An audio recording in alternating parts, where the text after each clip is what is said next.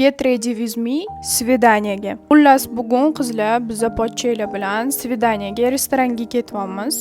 Qizimizni oyimlarnikiga tashlab, keyin restoranga o'tib ketamiz. Nima kiyishni juda ham ko'p o'yladim. Ko'ylak kiymoqchi edim, kiyib ham ko'rdim, yubka kiyib ko'rdim.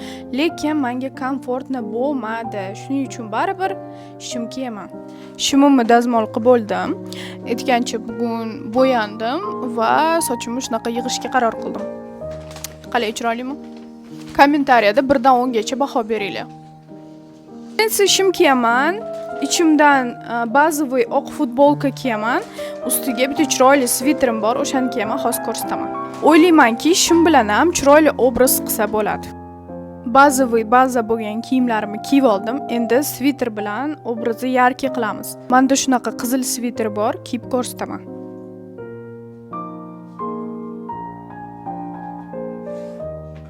Keyingi videoda qaysi restoranga borganimiz haqida video olaman. Nima deb o'ylaysizlar? Oldinmi mana shunaqa ochganim yaxshimi yoki yopib qo'yganimmi?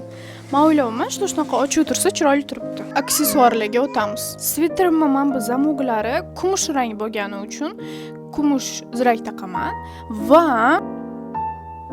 kumush uzuvlarimni taqib oldim. This is my final look desa ham bo'ladi.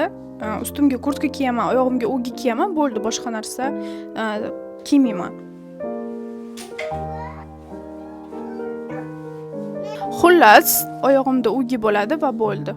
Hamma videolarimda oq kurtkamni kiyaman, o'ylashingiz mumkin boshqa kurtkangiz yo'qmi deb. Bor, lekin aynan shu lukka yana oq kurtka to'g'ri kelyapti. Xullas shunaqa gaplar. Videoni oxirigacha ko'rganingiz uchun rahmat. Obuna bo'lishni unutmanglar.